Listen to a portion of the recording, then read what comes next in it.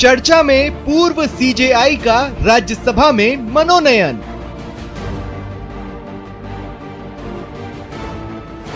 CM Gehlot ने tweet कर जताई हैरानी।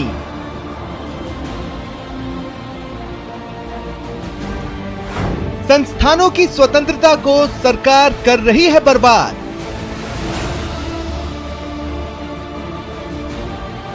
Retired justice Madan B Lokur उठा चुके हैं सवाल।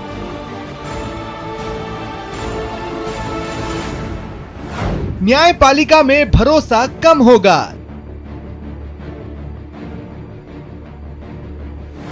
रिटायर्ड ब्यूरोक्रेट्स को नवाजने का है पुराना चलन।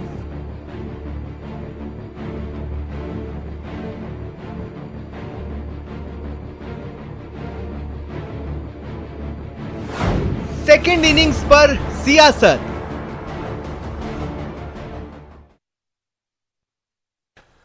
नमस्कार, बहुत स्वागत है आपका। प्राइम डिबेट देख रहे हैं आपके साथ में JP Sharma. Retired CJI Ranjan Gogoi का राज्यसभा में मनोनयन का मामला सुर्खियों में है, चर्चाओं में है, या कहिए कि बहस के मरकज में है।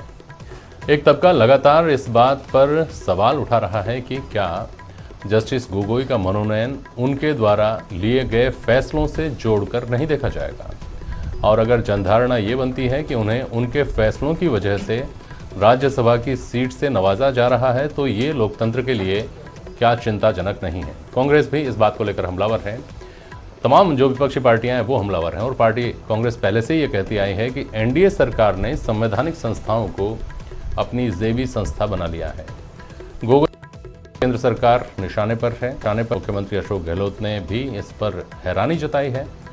तो रिटायर्ड लोगों की सेकेंड इनिंग्स पर आज चर्चा होगी, और इन सवालों के हवाले से चर्चा होगी कि जजेस का सेवानिवृत्ति के बाद सार्वजनिक जीवन में आना कितना सही है।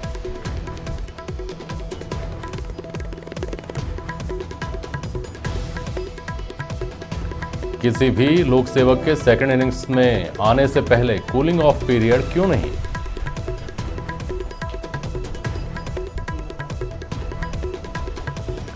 और किसी भी प्रकार की राजनीतिक नियुक्तियों में भी सेवानिवृत्त लोक सेवकों से परहेज ही क्यों नहीं कर लिया जाना चाहिए।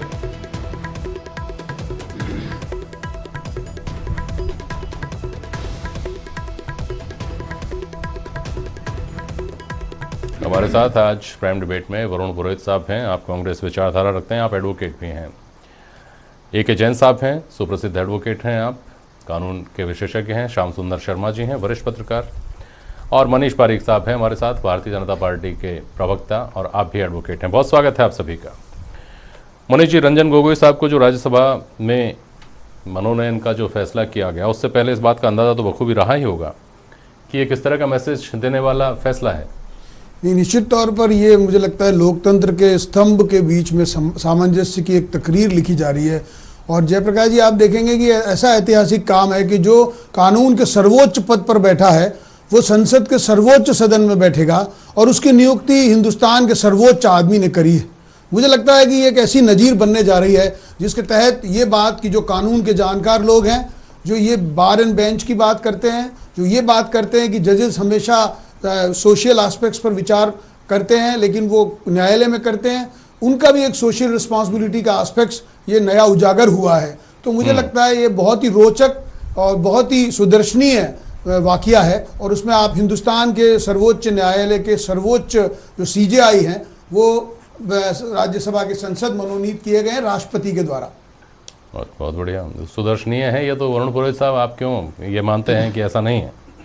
नहीं, मानने की बात नहीं। इनकी जो है वोकेबुलरी और लैंग्वेज बहुत अच्छी रही पारिक साहब की, क्योंकि इनको अपनी पार्टी का, इनका सत्ता में है तो इनको उसकी तारीफ करनी है।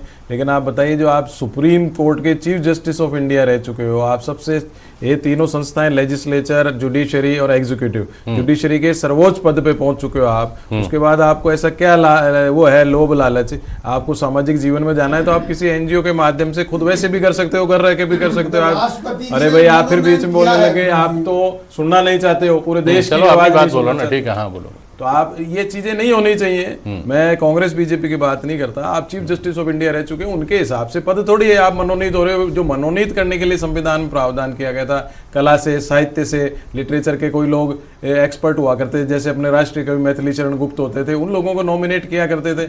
आज परिपाटी ऐसी चला, अगर ये कह रहे हैं सुदर्शनी अगर ऐसी परिपाटी चल गई तो कला साहित्य के, आर्ट के, लिटरेचर के और कोई विद्वान होंगे उनका तो नंबर ही नहीं लगेगा। ये बीच में हम देख चुके हैं, कांग्रेस के पीरियड में भी देख चुके हैं, बीजेपी के पीरियड में भी देख रहे हैं। आज जितने ये स्टैंड मत लीजिए वरुण जी, आप कांग्रेस के आप भारतीय जनता पार्टी की आप देखो राकेश सिन्हा जी नॉमिनेट हो रहे हैं, सुब्रमण्यम स्वामी नॉमिनेट हो रहे हैं, ये क्या है, व्हाट इज दिस? आप एक सीजीआई की क्या बात कर रहे हो, राजनेताओं को नॉमिनेट कर रहे हो, चुनाव लड़के हो आप, जीतना है तो मुझे आप बताइए, सुप्रीम कोर्ट के चीफ जस्टिस रह चुके हो, आपको ऐसा क्या है? पुरोहित जी जिनको शपथ दिलाते हैं जो वो उनकी मनोनयन कर रहे हैं, आप इसको गरिमाहीन मान रहे हैं? गरिमाहीन की बड़ी बात यह है, कह रहे हो गरिमाहीन, मैं तो नहीं कहा, कोर्ट के मैं कह रहा हूं तो इतनी बड़ी रिटायर गरिमा के हो पद गए पे रह हैं, चुका आदमी, वो रिटायर हो क्या गए, जरूरत है? अभी भी देखिए, रिटायर हो गए तो और देखिए, नहीं क्या आपको, आप कह रहे हैं लॉ के विद्वान हैं, सुप्रीम लॉ के वकील नहीं होते क्या विद्वान? लॉ के वकील नहीं होते विद्वान, उनको नहीं नॉमिनेट करोगे आप? लॉ की फील्ड में कोई आदमी एक्सपर्ट है उसको नॉमिनेट करो आप। राम जेठमलानी नॉमिनेट हुए थे, किसने इसका ऑब्जेक्शन किया था? ये कौन सी बात हो रही है? ये अरे तो भाई आप की बात कर रहे हो, सारे जजेस को ले लोगे क्या? नॉमिनेशन का जो उनका विचार था संविधान, एक मिनट, आप तो कांग्रेस भाजपा के विचार बात कर ही नहीं रहे वरुण जी, आप तो वैसे सवाल उठा रहे हैं एक सामान्य सिटीजन के तौर पे। क्या सवाल उठा रहे हैं वो तो समझाइए मुझे। नहीं, क्या सवाल क्या उठा रहे हैं आप, वो तो बताइए। मैं सवाल क्या गलत है? जो आदमी सर्वोच्च पद पे रह चुका है उसको आप वापस से सेकंड इनिंग, आपने कहा कूलिंग ऑफ पीरियड की जरूरत क्या है इस एज के बाद में? आपके पास और एक्सपर्ट नहीं है दूसरे फील्ड्स के? हमने जो कहा जो नॉमिनेशन सिर्फ उनके संदर्भ में नहीं कहा, इस तरह की जितनी भी नियुक्तियां होती हैं, चाहे वो ब्यूरोक्रेट्स की नियुक्तियां हो, जिसका भी हमने हवाला दिया है, उन सब के बारे में है ये बात। तो ब्यूरोक्रेट्स की भी नहीं होनी चाहिए, कोई एक्सपर्ट है तो उसको एक्सटेंशन मिल जाता है। डीजी साहब राजस्थान में, उनको एक्सटेंशन मिल गया 2 साल का, आप हर चीज का एक्सटेंशन क्यों करोगे? ये देखने की बात है। आज इनकी जो है सरकार कर रही है तो इनको अच्छा लग रहा है, अभी कांग्रेस कर रही है तो उल्टा बोलने लग जाते। ये गलत ट्रेंड है, ट्रेंड गलत है तो गलत बोलना पड़ेगा। आप देख लीजिए मेरे पास लिस्ट है कितनी भारतीय जनता पार्टी के नॉमिनेटेड है इसमें। ये कौन सी बात हो रही है? आप इसको पॉलिटिसाइज क्यों कर रहे हो? आता हूं मैं आपके पास वापस आता हूं, लेकिन जन साहब आपसे समझना चाह रहा हूं, जो मनीष पारिक जी ने सर्वोच्च शब्द पर जोर दे करके कई बार सर्वोच्च शब्द का इस्तेमाल करके ये स्थापित करने की कोशिश की कि सर्वोच्च पद पर रह चुका जो व्यक्ति है जुडिशरी में, उसको देश का जो संसद का सर्वोच्च सदन है उसमें भेजा गया है, तो क्या गलत है इसमें? एक बात समझाइए जैन साहब कि सीजीआई जो होते हैं वो राष्ट्रपति को शपथ दिलाते हैं और राष्ट्रपति सीजीआई को शपथ दिलाते हैं। एक मायने में ये ऐसा ये धारणा बनती है कि दोनों एक दूसरे के समकक्ष हैं किसी न किसी रूप में। और अब वो जिस सर्वोच्च सदन की बात कर रहे हैं मनीष पारिक साहब, उसका जो सभापति होता है वो भी उपराष्ट्रपति होता है। उस सदन में अगर वो जा रहे हैं तो जैसा इन्होंने बताया वैसा उनकी महिमा बढ़ाने वाला, उनकी गरिमा स्थापित करने वाला काम तो नहीं समझ में आता है। देखिए, पहली बात तो ये है कि ये पहली बार नहीं है जब कोई रिटायर्ड चीफ जस्टिस, मैं जजेस की बात नहीं कर रहा, रिटायर्ड चीफ जस्टिस राज्यसभा में पहुंचा हो। इससे पहले जस्टिस रंगनाथ मिश्रा जो भारत के मुख्य न्यायाधीश थे वो भी राज्यसभा में पहुंचे थे। यहाँ पर विवाद इस बात का है कि जजेस के अंदर भी कानूनन रूप से जाने में, वैधानिक रूप से जाने में, संवैधानिक रूप से नियुक्त होने में कोई बाधा नहीं है। पर यहाँ एक दूसरा प्रश्न पैदा हुआ। हाँ जी, जजेज में ही एक बहुत बड़ा ग्रुप है जिन्होंने खुद ही ये माना है कि पोस्ट रिटायरमेंट, जजेज का पोस्ट रिटायरमेंट में सिर्फ जजेज तक ही सीमित रख रहा हूँ, वो किसी तरीके से अच्छा नहीं है। राजस्थान से सर्वोच्च न्यायालय के मुख्य न्यायाधीश बने जस्टिस RM लोढ़ा, खुलेआम उन्होंने घोषणा की थी कि मैं किसी भी कीमत पर रिटायरमेंट के बाद किसी को राजकीय पद को स्वीकार नहीं करूंगा। जस्टिस चमलेश्वर आए, कुछ और भी जज है, और उसी कैटेगरी में जस्टिस रंजन गोगोई को माना जाता था। 27 मार्च 2019 डेट है, रिकॉर्डेड डेट है। जस्टिस रंजन गोगोई ने सुप्रीम कोर्ट में सुनवाई के दौरान ये कहा था कि पोस्ट रिटायरमेंट अपॉइंटमेंट ऑफ जजेस is a blot on judiciary. Hindi में कहा है कि सेवानिवृत्ति के पास न्यायाधीश की नियुक्ति, पद पर नियुक्ति दाग है, और 1 साल बाद वो दाग अच्छे हो गए हैं। तो ये अपने आप में एक प्रश्न पैदा कर रहा है। यहां सिर्फ रंजन गोगोई का प्रश्न नहीं है, प्रश्न ये है कि क्या जजेज को पोस्ट रिटायरमेंट पद स्वीकार करने चाहिए, क्योंकि तभी जस्टिस रंजन गोगोई ने उसी सुनवाई के दौरान ये कहा था कि ये रंजन गोगोई ने जो इंडियन एक्सप्रेस के जो सेमिनार में सेमिनार में ये कहा था कि एक सत्यनिष्ठ और बोल्ड जज और एक शोरगुल मचाने वाला पत्रकार ही देश के स्तंभ। वहीं उन्होंने कहा था कि पोस्ट रिटायरमेंट जजेज पर दोबारा उन्होंने इस बात को कहा था कि पोस्ट रिटायरमेंट जजेज को एक्सेप्ट नहीं करने चाहिए न्यायपालिका। परंतु आज जब रंजन गोगोई ने 1 साल बाद अपनी उसी बात को कि जो 27 मार्च 2019 को दाग था उस दाग को स्वीकार किया तो दाग अच्छे हो गए। ये एक अपने आप में एक बड़ा प्रश्न। आप कृपा करके पारिक साहब चुप रहे, आप बीजेपी में ना आए। मनीष जी आता हूँ। मनीष जी मैं आपकी बात सुनता हूँ। अरे पारिक साहब सुनना चाहते हैं कि आपके गुणगान करता रहे, कोई सच्ची बात नहीं सुनना चाह रहे। आपके डरते हैं, आप सुनने से, सच्चाई सुनने से डरते हैं। आपकी भारतीय जनता पारिक साहब, अरे पारिक साहब आता हूँ ना आपके पास। पारिक साहब आपकी बात सुनूंगा ना। रुकिए तो एक मिनट रुकिए। एक मिनट रुकिए। एक मिनट पारिक साहब 1 मिनट रुकिए। आपकी ये समस्या है, चिल्ला आप रहे हैं, आप में इतने तहजीब नहीं है कि दूसरा प्रवक्ता बोल रहा है तो उसको रोके। पारिक साहब, पारिक साहब सुनिए। पारिक साहब सुन लीजिए ना, उसके बाद आपकी बारी आएगी तब बोलिएगा। संविधान की नहीं है, आप अपने टर्न का इंतजार करें। आप टर्न बात का जिस रंजन गोगोई ने खुद ही कहा कि ये दाग है और आज वो साल भर बाद उस पद को स्वीकार कर रहे हैं, तो आप किस नैतिकता की बात कर रहे हैं? ठीक है, एक मिनट जैन साहब 1 मिनट। पारिक साहब आप अपनी बात बोलिए, तो तर्क सहित बोलिएगा। मैं एक एक बिंदु पर बात करूंगा, जो कुछ आप बोलेंगे बोलिए पारिक साहब। मैंने ये कहा एक व्यक्ति को इतने ज्यादा महिमा मंडित कर रहे हैं ये कि उन्होंने एक दिन ऐसे कहा था और अब वो अच्छा हो गया, बस यही बात तो कहनी है।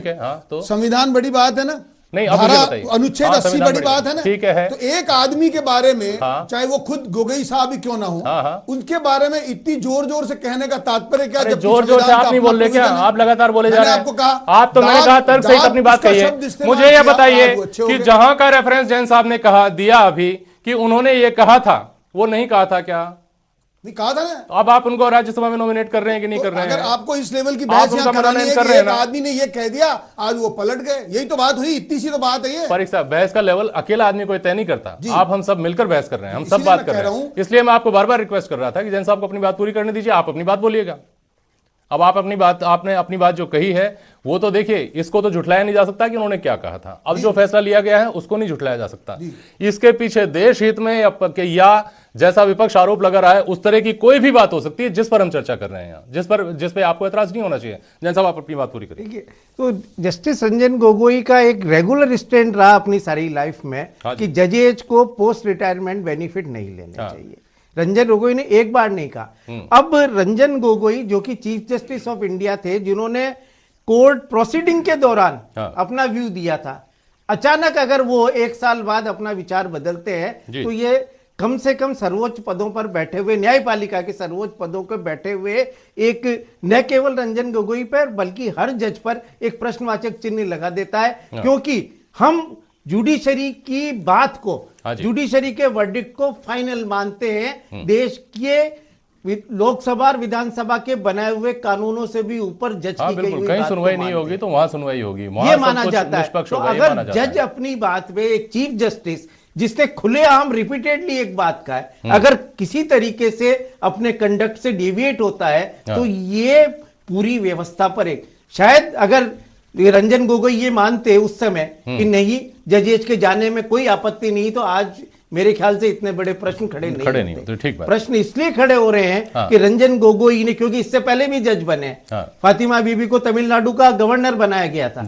सत्ताशिवम को केरल का गवर्नर बनाया गया था, जस्टिस वीएस कोगजे को हिमाचल का गवर्नर बनाया गया जो विश्व हिंदू परिषद के प्रेजेंट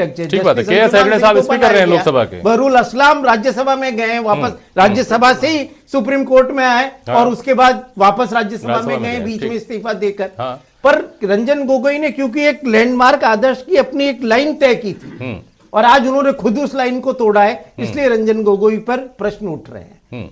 ठीक बात है। अन्यथा ये इतना बड़ा प्रश्न शायद नहीं उठता कि अगर रंजन गोगोई ने स्वयं वो लाइन सेट नहीं की होती। ठीक बात है। अब ये बात क्लियर होगी मेरे ख्याल में हम सबको कि सवाल इस बात का नहीं है वरुण पुरोहित जी कि उनका मनोनयन क्यों किया जा रहा है, वो इस मनोनयन को कैसे स्वीकार कर रहे हैं, इसके पीछे की बात को समझना होगा। श्याम सुंदर शर्मा, ये कहा जा रहा है, मनीष पारिक साहब आपके पास भी आऊंगा अगर आपको इस पर कुछ बोलना है तो।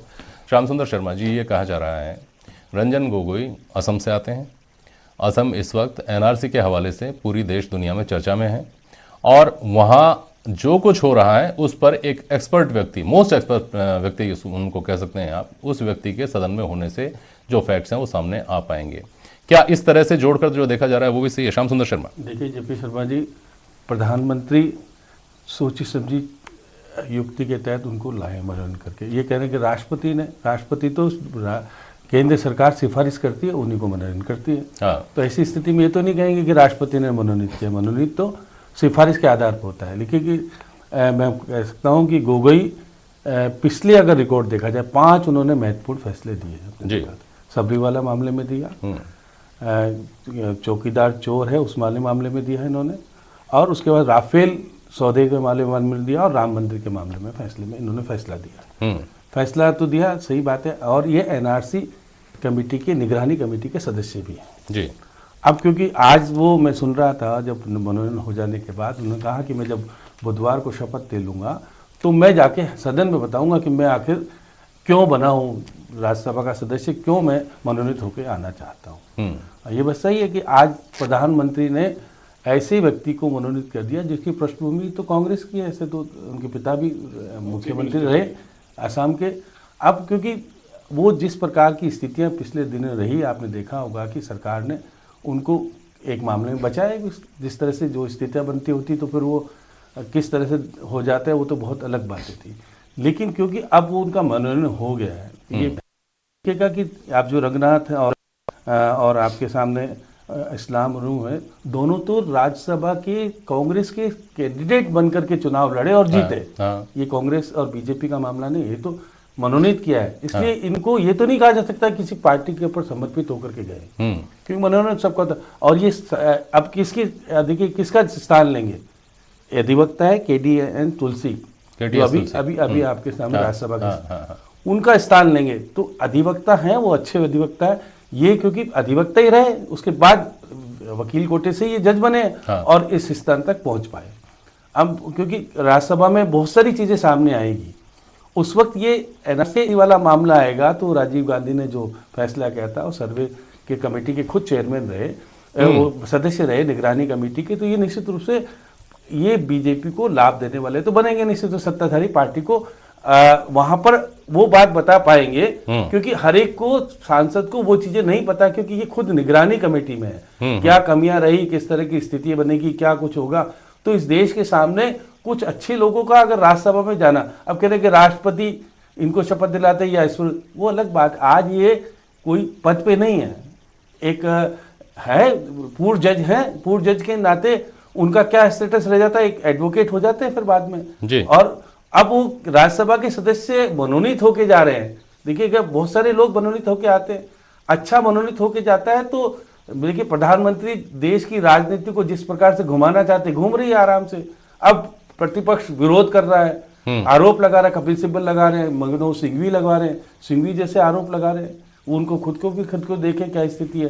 तो ये सारी चीजें को लेकर के देश में आने वाला समय बताएगा कि ये किस तरह की दिशा दे गए। प्रधानमंत्री जी अपने मकसद में पूरी तरह सफल हो गए और प्रतिपक्ष को वो घेर रहे हैं आराम से। प्रतिपक्ष उनकी बातों में आकर के अब किसके ऊपर आरोप लगा रहा है, गोगोई के ऊपर, बाकी सब भूल गए। बहुत सारे मुद्दे आज देश के सामने हैं, कांग्रेस नहीं उठा रही है, अब केवल गोगोई हो गया। तो प्रधानमंत्री बड़ी सोची समझी चाल के तहत लाए उसको, और वो केंद्र बिंदु के रूप में सामने लाए। और आप देखिएगा बुधवार को जब शपथ ले लेंगे, उपराष्ट्रपति शपथ दिलाए, कोई भी शपथ दिलाए, आम व्यक्ति भी राष्ट्रपति बनता है। अब शपथ तो जो पद पे होगा वही दिलाएगा, उसमें दो राय नहीं। आज वो चीफ जस्टिस नहीं है, इसलिए ये कह देना कि उनको वो कैसे शपथ लेंगे, अरे आम व्यक्ति है, जा रहा है, शपथ लेगा आप आराम से वहां पर। और किस तरह की चीजें आएगी तो भविष्य तय करेगा कि इस व्यक्ति का प्रधानमंत्री ने उपयोग किया या प्रधानमंत्री ने इसका उपयोग किया। आप देखिए कि 26 नवंबर 2018 4 देशों की एक सम्मेलन हुआ था, उसके उस दिन उन्होंने प्रधानमंत्री जी ने कहा कि मैं चीफ जस्टिस का कक्ष देखना चाहता हूँ। गए, वहाँ मुलाकात हुई, आधा घंटे तक करीब मुलाकात चली। उस मुलाकात में क्या कुछ हुआ और आज क्या कुछ हो रहा है, तो ये बहुत सारी चीज़ें हैं अंदर से। क्या चीज़ हुई होगी, क्या कंपैक्ट हुआ होगा, अब क्या किसको क्या फ़ायदा मिलेगा राजनीति में, किसको नहीं मिलेगा, ये मुद्दा प्रधानमंत्री जी ने देश को दे दिया, राजनीतिक पार्टी को दे दिया, एक व्यक्ति पूरा उसमें बन गया है सारा। अब देखिए रंगनाथ ने सिख वाले मामले में दिया था ना फैसला, तो ऐसी स्थिति में राजनीतिक पार्टी अपने फायदे लाभ और नुकसान दोनों देखती है। ऐसा नहीं कि राजनीतिक तौर पे कोई फायदा नहीं होगा, कोई नुकसान नहीं होगा, और प्रधानमंत्री जी ने ऐसे व्यक्ति को सिफारिश कर दिया जो कि बन के आ गए। ये तो क्या है कि अब ये कांग्रेस इस कहने की स्थिति में तो नहीं है कि कौन से बैकग्राउंड के हैं, किस तरह की स्थिति बनेगी और क्या हो रहा। अब आप देश एक चर्चा का विषय बनाएगा और चर्चा का विषय भाजपा को फायदा देगा, निश्चित रूप से दो राय नहीं आने वाले समय में। पारिक साहब कुछ कहना चाह रहे हैं इसमें? पारिक साहब आप कुछ बोलना चाह रहे हैं इस पे? जी, मैं यही कह रहा था कि जो जज अपने सामाजिक दायित्व की पूर्ति करना चाहते हैं, कंस्ट्रक्टिव काम करना चाहते हैं, नॉलेजफुल काम करना चाहते हैं, पॉजिटिव काम करना चाहते हैं, उसमें इनको दिक्कत है। और जो पूरी जिंदगी एक परिवार की तीमारदारी में लग के आनंद उठाए भोगते हैं, उसके बारे में कोई बात नहीं करना चाहते हैं। मैं यही कहना चाहता हूं कि रंजन गोगोई साहब ने अगर ये एडॉप्शन लिया है कि वो खुद भी जानते हैं कि चीफ जस्टिस रहने के बाद में एक सिंपल प्लेन राज्यसभा के मेंबर वो बनने जा रहे हैं, it is some kind of degradation, पर वो उसके लिए भी राजी हो गए। इसका कारण तो वो उस दिन शपथ के दिन बाद में बताने वाले हैं, और देश को जो कंट्रीब्यूशन उसमें होने वाला है। तब आपको ये जो जैन साहब ने प्रश्न खड़ा किया था कि दाग है, दाग अच्छे हैं, अब अच्छे हो गए, ये डिटोरेशन नहीं है। ठीक है, ठीक है, पता चलेगा use in positive and constructive approach course of time, ये पता चलेगा। ठीक है, एक ब्रेक यहां लेंगे, जल्द लौटते हैं।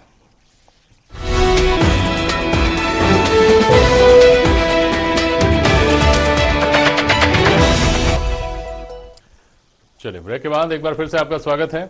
और पुरोहित साहब, पहले आपसे एक सवाल का जवाब दे दूं। मुझे एक बात समझाइए, जो जैन साहब ने कहा कि जस्टिस गोगोई के लिहाज से अगर आप देखिए तो उन्होंने अपना स्टैंड चेंज किया, इसलिए ये डेवलपमेंट क्वेश्चनेबल है। लेकिन सरकारों के लिहाज से जो उन्हें नियुक्त करती है, मनोनीत करती है या उन्हें अवसर देती है, उसके लिहाज से KS हेगड़े या पी सदाशिवम या रंगनाथ मिश्रा से या बहरुल इस्लाम, इनसे ये मामला कैसे अलग है? देखिए, अभी जैन साहब ने, आपने कहा, जैन साहब ने स्पष्ट कर दिया कि आप अपने आदर्श रखते हो समाज के। ये तो मैं कह चुका, तो आप अपने आदर्श लिहाज से नहीं, क्वेश्चन उठेगा ही उठेगा। आपको रंगनाथ मिश्र जी ने थोड़ी बात की, अरुण जेटली जी ने सदन में कही ये बात है, आपको बीजेपी को फॉलो करनी चाहिए थी। मेरी बात सुनिए मित्र, मैं ये कह रहा हूँ आपको कि उनके लिहाज से सवाल उठ सकते हैं, तो आप सवाल फिर रंजन गोगोई साहब पर उठाइए ना। आप तो सरकार पर सवाल उठा रहे हैं कि नष्ट भ्रष्ट कर दिया है, संस्थाओं को नष्ट भ्रष्ट कर दिया है।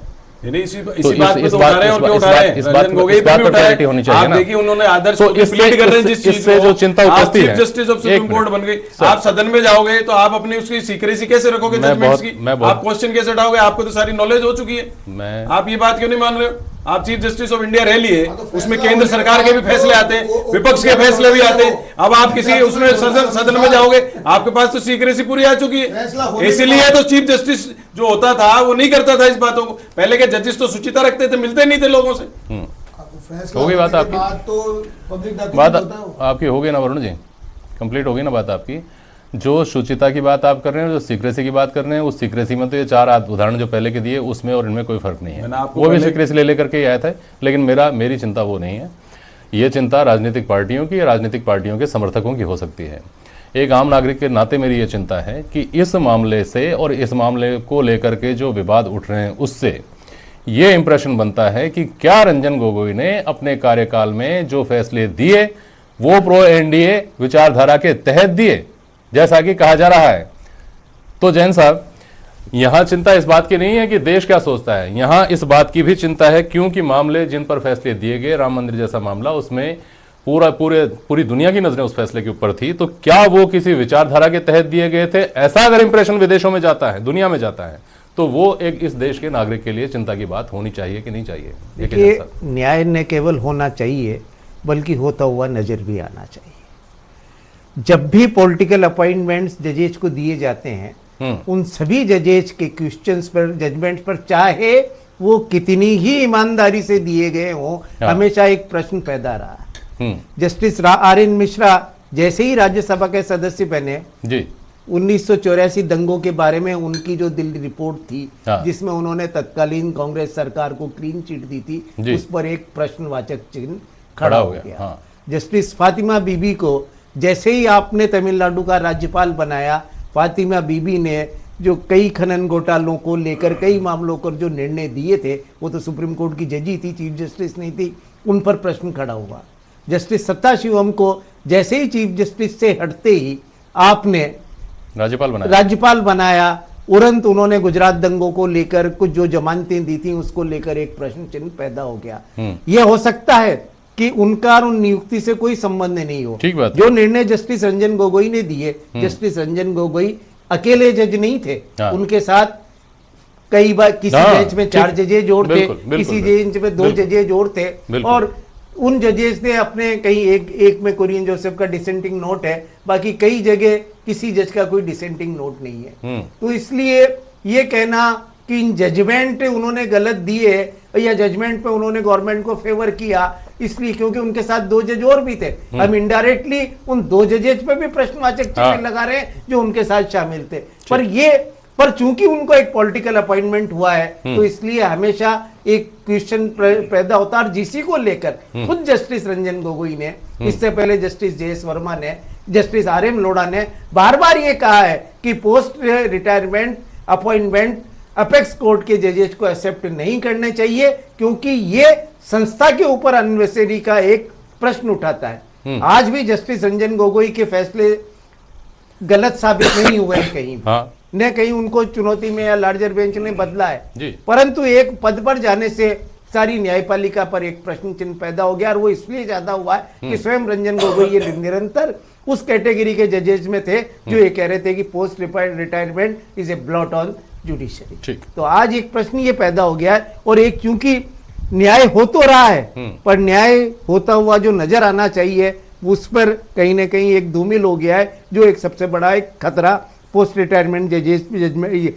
अपॉइंटमेंट से पैदा होता है कि न्यायपालिका की साख खतरे में आ जाती है। और मनीष जी, इसीलिए यह सवाल उठ रहा है। दरअसल ये बात कोई सार्वजनिक रूप से कहे नहीं कहे, सार्वजनिक रूप से कहने से हो सकता है परहेज कर जाए, लेकिन जो एक अवधारणा बनती है ना, जिसको रोका नहीं जा सकता, जो कहा जाता है यद्यपि शुद्धम लोक विरुद्धम न कथनीयम न करणीयम, तो जो लोग धारणा के विपरीत जो बात, उसकी भी तो चिंता की जानी चाहिए थे ना सर, कि क्या मैसेज जाएगा। मैंने आपको कहा जयप्रकाश जी, सदाशयता एक शब्द होता है, अगर गुड फेथ में कुछ भी किया जाता है वो गलत नहीं होता। Anything done in good faith that is okay, एक बात। अब ये सदाशयता से ऊपर उठकर अगर दुराशयता में सोचेंगे तो इसका अर्थ दूसरा नजर आएगा। मैं आपको यही बताना चाहता हूं कि जिस व्यक्ति ने ये सोचकर सेवा करने की ठानी कि मैं मेरे स्टेटस के लिंक कप में पैक रहूंगा, उसके कमरे में बंद रहूंगा और पूरी जिंदगी ऐसे ही बिता दूंगा, उससे बेटर है कि मैं उस सदन में जाकर अपनी सेवा करूंगा, बजाय मेरी डिग्निटी के कम हो रहा है, वो डिटेरियोरेट हो रहा है, मेरे कोई तनख्वाह कम हो गई है, या मान लीजिए कि वहां पर मेरा कद कम हो गया है, या जिस राष्ट्रपति को मैंने शपथ दिलाई थी वो तो वहां पर सिंहासन पर बैठेगा। तो ये सोचने वाला व्यक्ति अगर सोच रहा है तब तो अलग बात है, लेकिन ये सदाशयता में किया हुआ निर्णय है। NRC के बारे में इतने फ्रस्ट्रेटेड लोग हैं, मैंने आपको यही कहा, आपके लिए आदमी इंपॉर्टेंट हो सकता है, लेकिन बड़ी बात विचारधारा होती है संविधान की, और संविधान की जो विचारधारा है वो है कि हमने आत्मर्पित किया उसको। तो जब आत्मर्पित की बात हो रही है तो आप ये सद्भावना को कहाँ लोप कर गए हैं? सद्भावना का विचार कीजिए, तब आपको आदमियों में कोई गलती नजर नहीं आएगी। मुझे लगता है कांग्रेस को विचार करना पड़ेगा, बुरा जो देखन मैं चला, मुझसे बुरा ना कोई, बुरा न मिलिया कोई, जो घर खोजा आपना, मुझसे बुरा ना कोई। कांग्रेस की ऐसी दशा हो रही है, अब वो कुंठा में जो भी कुछ कर रही है वो ऐसे ऐसे सदाचार को, ऐसे ऐसे लोकाचार को, ऐसे अपचार को वो अपचारी बनाने की कोशिश कर रही है। ये गलत बात है। मैं NRC के बारे में अगर कोई सत्यता बताने वाला सिंह है उसको गर्जना करनी चाहिए। इनको क्या दिक्कत है? अगर इनको लगता है कि आसाम के लोगों को ये समझा सकता है तो वो आग बुझ जाएगी, तो इनके घर के चूल्हे बुझ जाएंगे क्या? अगर आसाम में वो आग बुझ जाएगी तो मैं यही कहना चाहता हूँ, इसलिए ला रहे हैं, राजनीति की बात है।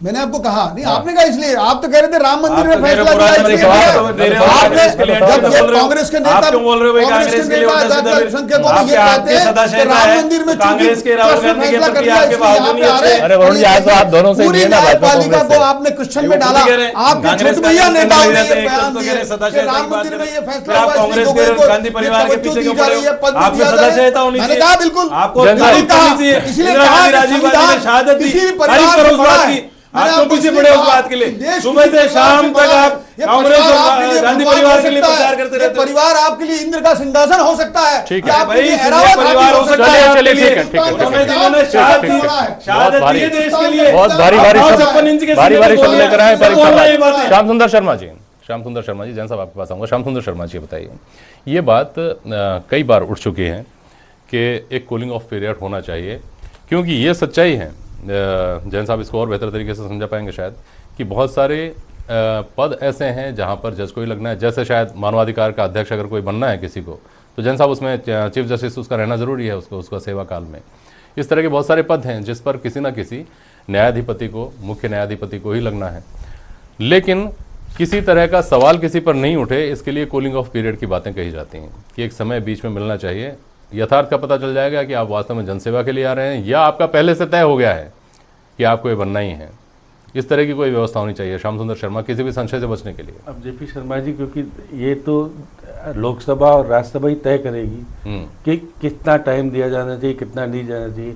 न्यायपालिका से देखिए, हमारा जो पार्लियामेंट है जी, वो न्यायपालिका से भी ऊपर है, क्योंकि न्यायपालिका कोई भी डिसीजन देती है उसको रिपीट करके बदल भी सकती है। तो इसलिए उस सदन को ये कह देना कि न्यायपालिका बड़ी है और वो सदन अपर हाउस और लोअर हाउस दो है, तो ऐसी स्थिति में राज्यसभा का अपना महत्व है और वहाँ पर वो लोग जाते हैं जो कि अपने अपने फील्ड के होते हैं या पार्टी अपने अपने लोगों को भेजती है। वहाँ कोई ऐसा तो नहीं है कि बिना निर्वाचन के बहुत सारे तो पार्टी ज्वाइन करते हैं, उसके बाद चुनाव लड़के जीत के जाते हैं, जिस तरह से जा रहे हैं, बाकी आए भी पहले भी। अब क्योंकि गोगोई रहे चीफ जस्टिस, निश्चित रूप से रहे, अब चीफ जस्टिस नहीं है। अगर आप प्रधानमंत्री ने, बिल्कुल मैं कह रहा हूँ, फिर बार बार कह रहा हूँ कि देश का ध्यान केंद्रित करने के लिए उस व्यक्ति को मनोनीत कर दिया है कि अब आप बहस होगी तो ध्यान केंद्रित होगा। सारे विपक्ष उनके पीछे हो गए कि ये तो गलत कर दिया। कपिल सिब्बल कह रहे हैं, मनु सिंह भी कह रहे हैं। अब उनसे पूछेगा उनके जमाने में वो क्या करते थे, कैसी स्थिति थी। विधि मंत्री रहे कपिल सिब्बल खुद, वो वैसे करेंगे, क्या इनाम दिया गया है? ओबीसी भी कह रहे हैं। देखिए, अब तो निश्चित रूप से प्रधानमंत्री ऐसा नहीं है कि वो बिल्कुल ऐसे ही जाके कर रहे हो, आउट रहे, बहुत सोचे समझे बिल्कुल तरीके से कि हमारे को क्या लाभ होना, क्या नुकसान होना, सब सोच समझ के। ऐसा नहीं, प्रधानमंत्री कोई भी निर्णय करते हैं तो आगे पीछे सब कुछ देखते हैं, ऐसा नहीं है। अब ये निर्णय कर दिया, यही तो कारण है क्या सारी की सारी पार्टी बोलने लग गई गोगोई गलत है, गोगोई ये है। गोगोई ने फैसले किए और फैसले भी ऐसे किए जिन पे जैन साहब ने सही कहा, अभी प्रश्न चिन्ह नहीं लगा है सामने। और फैसले के ऊपर कोई ऐसा ये भी नहीं है कि बदला जा रहा है।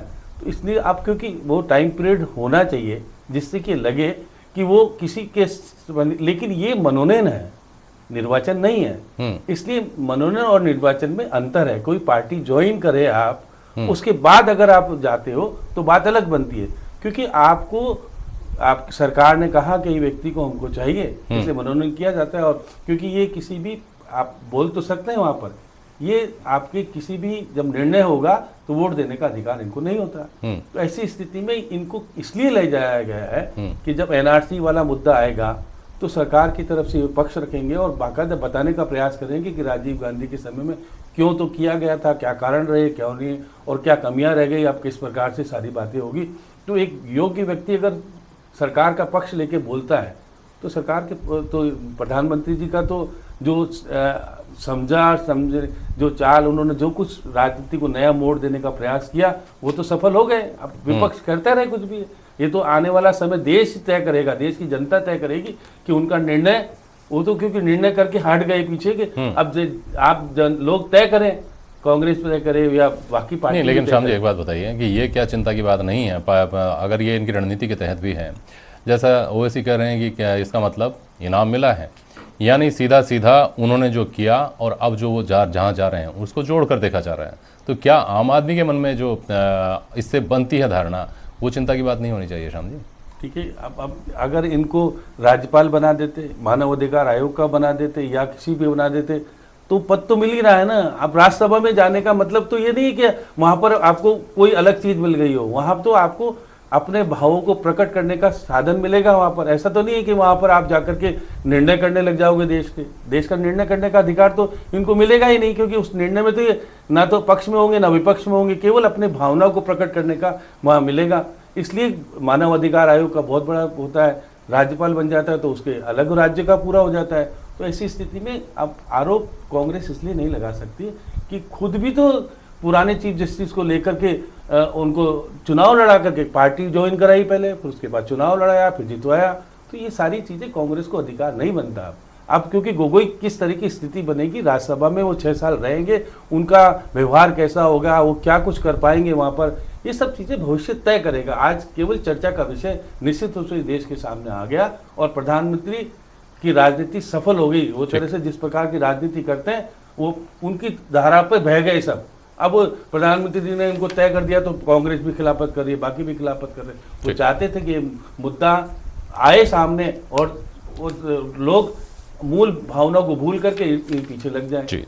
तो ये सारी बातें आने वाला समय तय कर पाएगा कि उनको और काफी कुछ क्लियर होगा जब जस्टिस रंजन गोगोई अपने आने का मंतव्य स्पष्ट करेंगे, उससे भी पता चलेगा। जैन साहब, लेकिन इस बीच एक बड़ा सवाल ये भी उठता है सर, आम आदमी के लिए, आम बुद्धिजीवी के लिए, हिंदुस्तान के जिम्मेदार नागरिक के लिए, कि घटना हुई एक जिसमें 4 जजों ने प्रेस कॉन्फ्रेंस की न्यायालय पर, जिनमें तरुण रंजन गोगोई खुद शामिल थे। आपको याद होगा सीक्वेंस ऑफ जो घटनाएं हुई उनमें करणी सेना ने, एक छोटा सा संगठन, जिसने सवाल उठाया और ये कहा कि ठीक है सुप्रीम कोर्ट ने जो कहा सो कहा, लेकिन रिलीज तो नहीं होने देंगे। जब आपको याद होगा कि मानवाधिकार आयोग के अध्यक्ष, मुझे ठीक से नाम उनका याद नहीं आ रहा है, लेकिन उन्होंने फैसला दिया था ये SC/ST एक्ट को लेकर के, उनके ऊपर इसलिए सवाल उठाए गए और उनको मानवाधिकार आयोग से हटाने की मांग की गई कि उन्होंने इस तरह का फैसला कैसे दे दिया है। तो ये बहुत सारी चीज़ें ऐसी हैं, जैसे हर्ष मंदार का भी जो स्टेटमेंट आया सुप्रीम कोर्ट को लेकर के, ये तमाम चीज़ें ऐसा लगता है कि अनप्रेसिडेंटेड हैं। पहले इस तरह से इतना खुला विरोध या इतनी खुली चुनौती या इतना खुला उपेक्षा, अवहेलना जैसी स्थिति नहीं देखने को मिलती थी, अब देखने को मिल रही है। ये क्या एड्रेस करने की ज़रूरत नहीं है? देखिए, पोस्ट रिटायरमेंट पोस्टिंग्स ऑफ जजेज पिछले कई वर्षों से एक न्याय क्षेत्र के अंदर एक डिबेट को जन्म दे रही है कि post retirement appointment versus independence of judiciary. कई सारे पद हैं जो राज्य सरकारें रिटायर्ड जजेस से बढ़ती आ रही हैं, बार बार बढ़ाया जा रहा है। Arm force tribunal, green tribunal, लोक आयोग, कंज्यूमर फोरम, मानवाधिकार आयोग एंड नंबर ऑफ लिस्ट हो गई हैं। और यह भी सही है कि कई जगह, कई राज्यों में बार बार ये आ रहा है कि जजेज जो रिटायरमेंट के किनारे आ रहे हैं वो पहले से ही अपनी लॉबिंग और वो शुरू कर देते हैं। और निश्चित रूप से बार बार ये प्रश्न चिन्ह उठ रहा है कि ये पोस्ट रिटायरमेंट अपॉइंटमेंट जो इमीडिएटली हो रहे हैं वो न्यायपालिका की स्वतंत्रता को विपरीत रूप से कहीं ना कहीं प्रभावित कर रहे हैं। हालांकि जस्टिस रंजन गोगोई को जो पद दिया गया है वो बहुत छोटा सा पद है राज्यसभा सदस्य का। इससे पहले राज्यसभा राज्यपाल और कई मानवाधिकार आयोग के अध्यक्ष और राष्ट्रीय मानवाधिकार आयोग के अध्यक्ष और कई ट्रिब्यूनल्स के चेयरमैन जैसे पद बनाए गए हैं जहां कहीं ज्यादा व्यापक शक्तियां प्राप्त थी। पर इस अपॉइंटमेंट की आड़ में एक डिबेट वापस शुरू हुई है और डिबेट इसलिए शुरू हुई है कि रंजन गोगोई वो जज थे जिन्होंने उस कॉन्फ्रेंस के अंदर ये कहा था कि चीफ जस्टिस जानबूझकर ऐसी बेंच बना रहे हैं जो किस पर्टिकुलर पॉलिटिकल पार्टी को या सत्ता को सपोर्ट कर रही है। रंजन गोगोई वो जज थे जो खुद ये कहते थे कि पोस्ट रिटायरमेंट अपॉइंटमेंट कुल न्यायपालिका पर एक प्रश्न चिन्ह पैदा करता है। ये वो जज थे जो बार बार इस चीज को सपोर्ट कर रहे थे कि वो तो बल्कि कूलिंग ऑफ पीरियड के भी विरुद्ध ही थे, वो तो पोस्ट रिटायरमेंट अपॉइंटमेंट को ही दाग मानते थे। जब ऐसा जज किसी पद को स्वीकार कर रहा है तो ये प्रश्न उठना जरूरी है। और इसकी आड़ में सारी की सारी वो डिबेट वापस शुरू हुई है कि जो कि क्या जजेज को पोस्ट रिटायरमेंट अपॉइंटमेंट देने चाहिए और यदि देने चाहिए तो क्या उसके बीच में कोई कूलिंग ऑफ पीरियड होना चाहिए। क्योंकि अब हम देखते हैं कि जज रिपॉइंट अपॉइंट इधर तो रिटायर होते हैं और दूसरे दिन उन्हें किसी आयोग का अध्यक्ष बना दिया जाता है, तीसरे दिन उसे किसी का चेयरमैन बना दिया जाता है।